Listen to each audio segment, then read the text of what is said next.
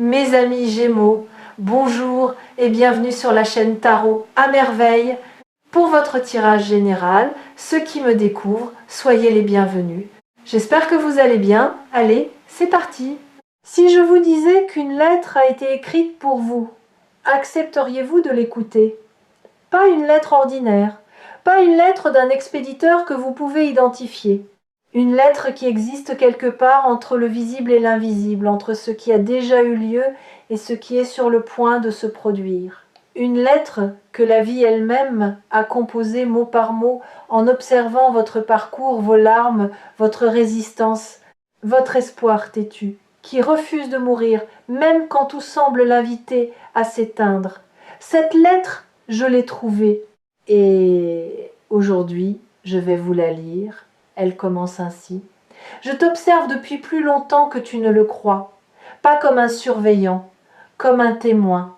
J'ai vu chaque matin où tu t'es levé sans savoir pourquoi, juste parce que quelque chose en toi refusait de rester couché.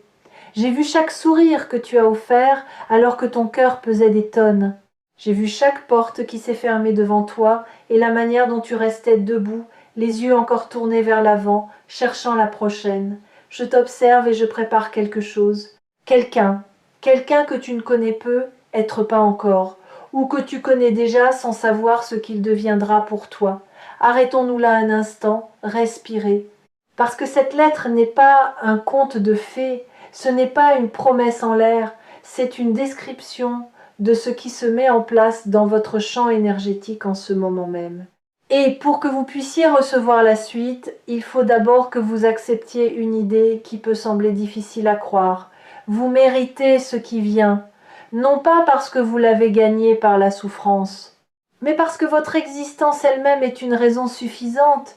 Nous vivons dans un monde qui nous a appris que les belles choses se méritent par l'effort, par le sacrifice, par la preuve répétée de notre valeur.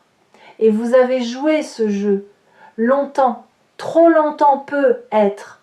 Vous avez prouvé encore et encore que vous étiez digne, digne d'attention, digne de respect, digne d'amour.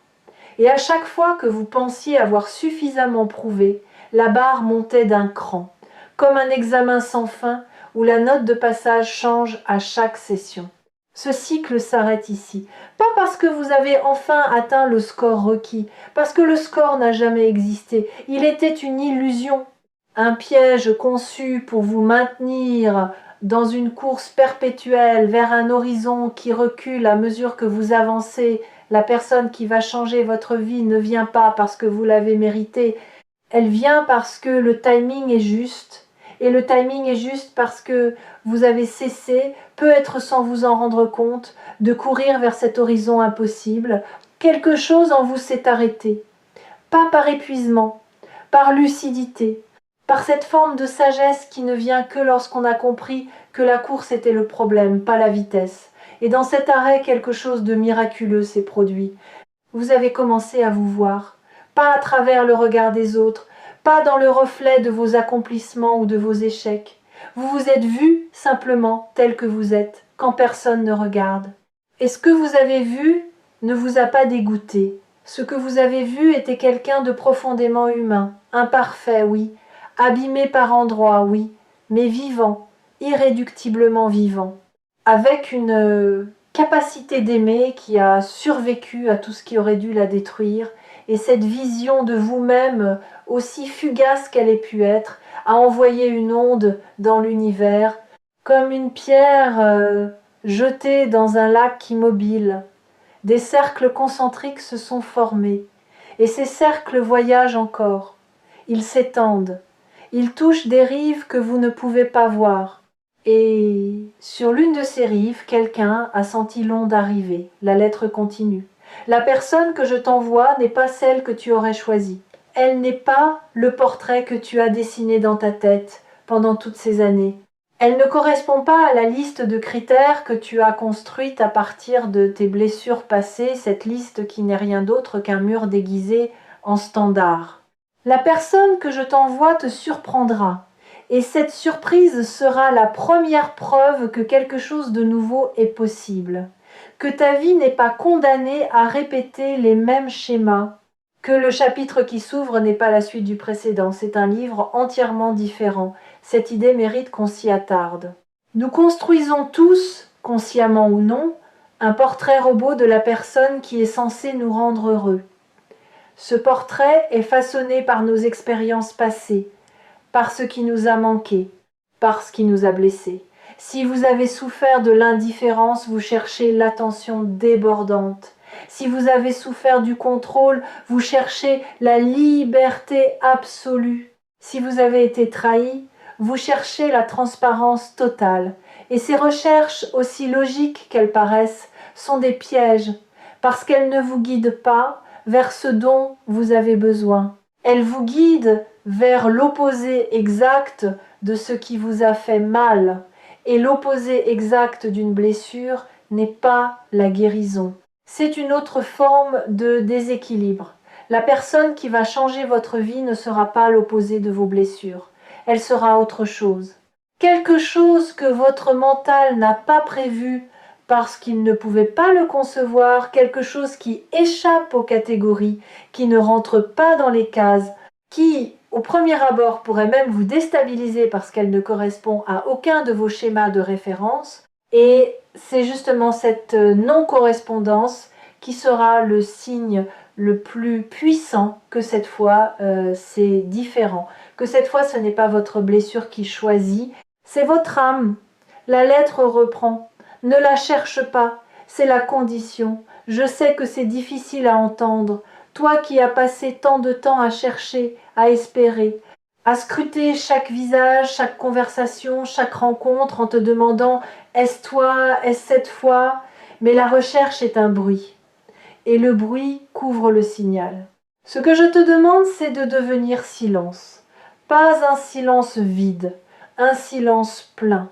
Le silence de celui qui sait que la réponse existe déjà et qui attend non pas avec résignation, mais avec la confiance de quelqu'un qui a planté une graine et qui sait que le printemps fait son travail dans l'invisible. Il y a une différence fondamentale entre attendre par impuissance et attendre par confiance. L'attente par impuissance est passive. Elle est teintée de frustration, de doute, de ce sentiment lancinant que rien ne bouge et que rien ne bougera jamais. L'attente par confiance est active, pas active dans le sens de l'agitation, active dans le sens de la présence. Vous êtes pleinement là, dans votre vie, dans vos journées, dans vos projets, dans vos relations existantes. Vous ne suspendez rien en attendant que quelqu'un arrive pour tout commencer. Vous vivez intensément, complètement, et c'est cette plénitude vécue, cette vie habitée sans conditions préalables, qui crée l'espace magnétique dans lequel la bonne personne peut enfin apparaître. Parce que les gens qui vivent pleinement émettent une lumière particulière, pas une lumière flamboyante, spectaculaire, aveuglante, une lumière chaude, constante, comme celle d'une maison éclairée la nuit, vue de loin, qui donne envie de s'approcher, qui promet la chaleur et le refuge sans avoir besoin de crier pour se faire remarquer. Vous êtes cette maison, et votre lumière est allumée. Peut-être ne le saviez-vous pas, mais quelqu'un, quelque part, l'a déjà aperçue, et cette lumière, elle a une qualité que vous ne soupçonnez pas. Elle n'attire pas n'importe qui, elle attire ceux qui sont capables de la voir. Et la capacité de voir la lumière de quelqu'un d'autre est directement liée à la capacité de reconnaître sa propre lumière. Ce qui signifie que la personne qui sera attirée vers vous est une personne qui a fait son propre travail intérieur, pas nécessairement consciemment, pas nécessairement dans un cadre spirituel ou thérapeutique, mais à sa manière, par ses propres chemins, à travers ses propres tempêtes, elle est arrivée à un point de clarté suffisant pour reconnaître la vôtre. Et cette reconnaissance mutuelle, quand elle se produit, crée un phénomène que les mots décrivent mal, une sensation de familiarité immédiate, de confort inexplicable, de certitude silencieuse que quelque chose de rare est en train de se produire. Vous le sentirez, pas dans votre tête, dans vos os, dans ce lieu ancien au fond de vous qui reconnaît la vérité avant que la raison ne la comprenne. Si cette vidéo vous a trouvé sur Tarot à merveille, c'est que votre lumière a guidé votre clic autant que votre curiosité. Il y a une intelligence dans les choix que nous faisons sans réfléchir. Une intelligence du cœur qui sait, avant le mental, ce dont nous avons besoin. La lettre continue et ici, elle prend un ton plus intime. Il y a quelque chose que tu portes en toi et que cette personne va reconnaître immédiatement. Pas tes qualités visibles, pas ton humour, ton intelligence, ta beauté ou ton courage, quelque chose de plus profond, quelque chose que tu caches, cette part de toi que tu considères comme ta faiblesse, cette fragilité que tu dissimules sous des couches de compétence et de sourire, cette blessure que tu portes comme un secret honteux. C'est précisément cela que cette personne verra en premier. Et au lieu de s'en détourner, elle s'en approchera avec douceur, avec respect, avec la reconnaissance silencieuse de quelqu'un qui porte une blessure similaire et qui sait ce qu'il en coûte de la cacher au monde. Voilà peu, être la partie la plus difficile à entendre. Parce que nous passons notre vie à cacher nos fissures, à perfectionner notre façade, à nous assurer que personne ne voit ce qui se passe derrière le rideau. Et l'idée que quelqu'un puisse voir exactement ce que nous cachons et nous aimer, non pas malgré cela, mais à cause de cela, cette idée est terrifiante. Terrifiante et libératrice à la fois. Terrifiante parce qu'elle implique une vulnérabilité totale. Libératrice parce qu'elle promet la fin de l'épuisement. L'épuisement de prétendre, de maintenir le masque, de veiller à ce que les bonnes pièces soient éclairées et les mauvaises dans l'ombre. Imaginez un instant ce que serait votre vie si vous n'aviez plus besoin de ce masque. Si vous pouviez exister, simplement exister, avec tout ce que vous êtes, le lumineux et le sombre, le fort et le fragile, le certain et le tremblant. Imaginez la quantité d'énergie que vous récupéreriez. L'énergie que vous investissez chaque jour, chaque heure, dans le maintien de l'apparence. Cette énergie-là, une fois libérée, pourrait nourrir des rêves entiers, pourrait construire des projets qui dorment dans vos tiroirs, pourrait ouvrir des conversations que vous repoussez depuis des années. La personne qui arrive va déclencher cette libération, pas en forçant votre masque à tomber, en rendant le masque inutile, par sa seule présence, par sa manière d'être avec vous qui vous dira sans un mot que l'intégralité de votre être est bienvenue. Pas seulement les pièces présentables, l'intégralité. La lettre poursuit. Cette personne ne vient pas te sauver, je veux que ce soit clair, elle ne vient pas combler un vide, elle ne vient pas réparer ce qui est cassé. Tu n'es pas cassé, tu n'as jamais été cassé, tu as été plié, tordu, comprimé par les circonstances, par les attentes, par le poids d'un monde qui ne sait pas toujours accueillir ceux qui ressentent trop fort, mais cassé, jamais. Et cette personne le sait, elle ne te regardera pas comme un projet à restaurer, elle te regardera comme un paysage à explorer, avec fascination, avec patience, avec la certitude que chaque recoin, même les plus escarpés, cache une beauté que peu de gens ont la patience de découvrir. Cette distinction est essentielle. Être changé par quelqu'un ne signifie pas être réparé par quelqu'un. Le changement dont nous parlons ici n'est pas une correction, c'est une expansion. Cette personne ne va pas vous rendre meilleur en corrigeant vos défauts. Elle va vous rendre plus vaste en vous donnant la permission d'explorer des territoires de vous-même que vous aviez condamnés. Des espaces intérieurs que vous aviez fermés parce que, à un moment de votre vie, quelqu'un vous a fait croire qu'ils étaient dangereux. Votre sensibilité, votre intensité, votre manière de rêver trop grand, de sentir trop profond, de vouloir trop sincèrement. Ces trop qui vous ont été reprochés, parfois ouvertement, parfois par des silences qui disaient plus que des mots. Et ces trop sont en réalité des assez de sensibilité pour percevoir la beauté dans ce que les autres ignorent, assez d'intensité pour vivre chaque moment avec une présence que la plupart des gens n'atteignent que dans les circonstances extrêmes, assez de profondeur pour toucher les gens au-delà de leur surface et les faire se sentir ne serait-ce qu'un instant pleinement vus, ce ne sont pas des excès, ce sont des profondeurs. Et il faut quelqu'un qui sache nager pour les apprécier. La lettre arrive maintenant à un passage que j'hésite à lire, non pas parce qu'il est difficile, parce qu'il est d'une tendresse presque insoutenable. Sache que cette personne a aussi peur que toi. Elle porte ses propres cicatrices, ses propres doutes, ses propres nuits où elle se demande si elle est assez. Et c'est cette peur partagée, cette vulnérabilité symétrique qui rendra votre rencontre si puissante. Parce que deux êtres qui se rencontrent dans leur force ne créent qu'une alliance. Mais deux êtres qui se rencontrent dans leur fragilité créent un sanctuaire, un espace où la garde peut être baissée, où les armes peuvent être posées, où l'on peut enfin, se reposer dans la présence de l'autre sans craindre le jugement.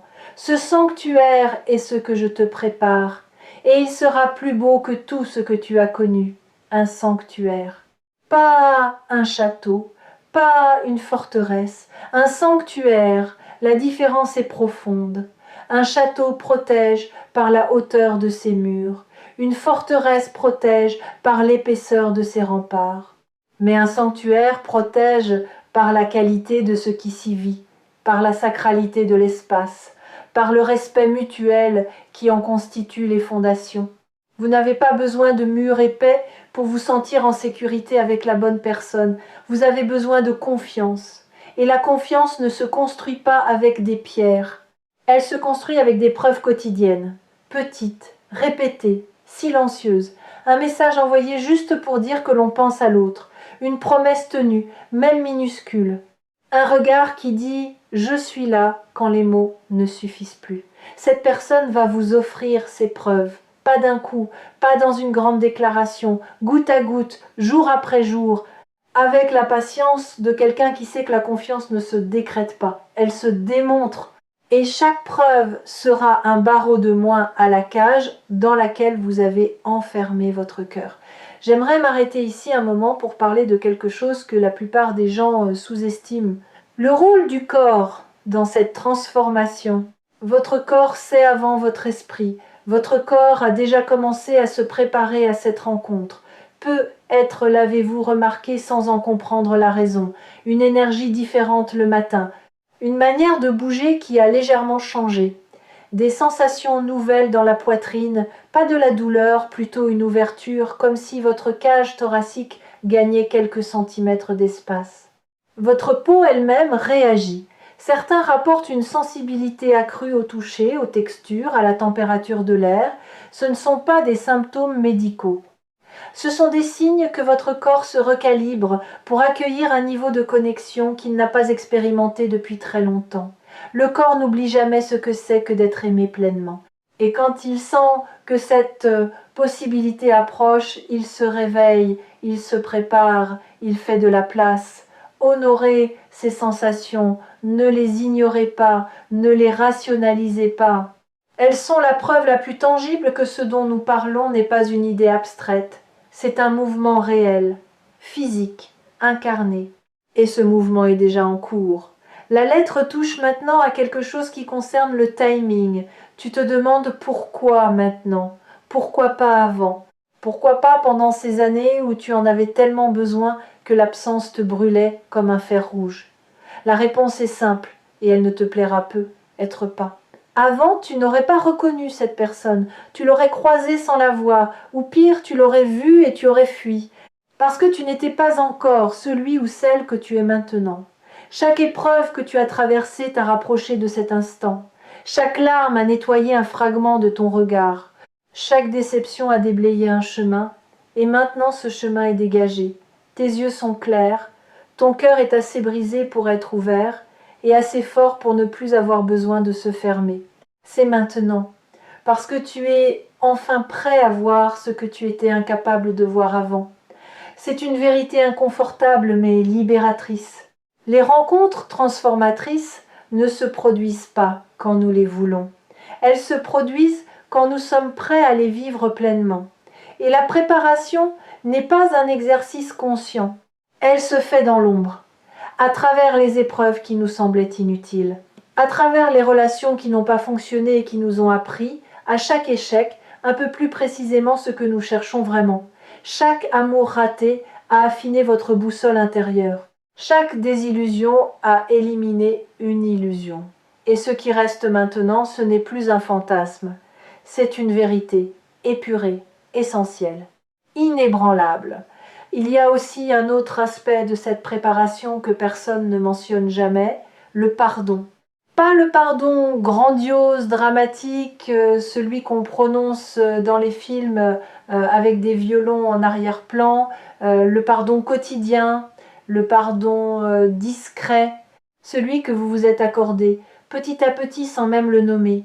Le pardon de ne pas avoir été parfait dans vos relations passées, le pardon d'avoir parfois choisi la sécurité plutôt que l'amour, le pardon d'avoir fermé votre cœur quand il aurait fallu l'ouvrir, ou de l'avoir ouvert quand il aurait fallu le protéger. Ce pardon-là, celui que vous vous donnez à vous-même, est la clé la plus puissante de toute cette transformation, parce que tant que vous vous en voulez pour le passé, vous restez enchaîné au passé. Et quelqu'un d'enchaîné ne peut pas tendre les bras vers ce qui vient. Vous vous êtes pardonné plus que vous ne le croyez. À chaque fois que vous avez souri à nouveau après une blessure, c'était un acte de pardon. À chaque fois que vous avez osé faire confiance après une trahison, c'était un acte de pardon. À chaque fois que vous avez refusé de devenir la réplique amère de celui qui vous a blessé, c'était le plus beau des pardons. Et ces pardons accumulés ont déblayé la route. Ils ont créé un passage clair, sans débris, sans rancune, sans fantôme du passé embusqué dans chaque coin. Un passage par lequel la bonne personne peut enfin marcher vers vous sans trébucher sur les ruines de vos anciennes douleurs. Les fidèles de tarot à merveille le savent. Les messages les plus importants ne sont pas ceux qui confirment ce que l'on sait déjà. Ce sont ceux qui éclairent ce que l'on sentait sans pouvoir le nommer. Et aujourd'hui, ce qui est nommé, c'est la convergence entre votre préparation intérieure et l'arrivée de quelqu'un dont l'existence va répondre à des questions que vous portiez depuis si longtemps que vous aviez oublié les avoir posées. La lettre arrive à sa fin, et ses derniers mots sont les plus simples de tous. Ne me remercie pas pour cette personne. Remercie-toi pour chaque matin où tu as choisi de te lever, pour chaque nuit où tu as choisi de croire encore, pour chaque instant où tu as refusé de devenir amer, cynique ou fermé. C'est ce refus qui t'a gardé vivant. C'est ce refus qui a maintenu la porte ouverte. Et c'est par cette porte ouverte que cette personne va entrer.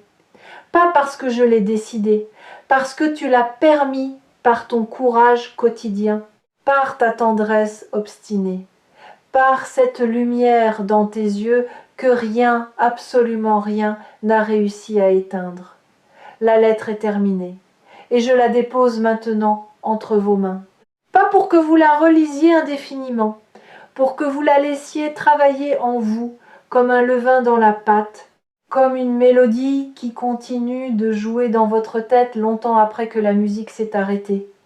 Ce qui va suivre dans votre vie ne sera pas un tremblement de terre, ce sera un lever de soleil, lent, progressif. D'abord une lueur à peine perceptible à l'horizon, si discrète que vous pourriez la confondre avec un reste de la nuit. Puis une chaleur naissante sur votre peau, inattendue, comme une main posée doucement sur votre épaule.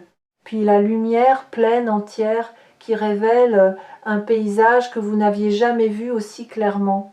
Un paysage que vous habitiez depuis toujours, mais que l'obscurité vous empêchait de reconnaître comme le vôtre.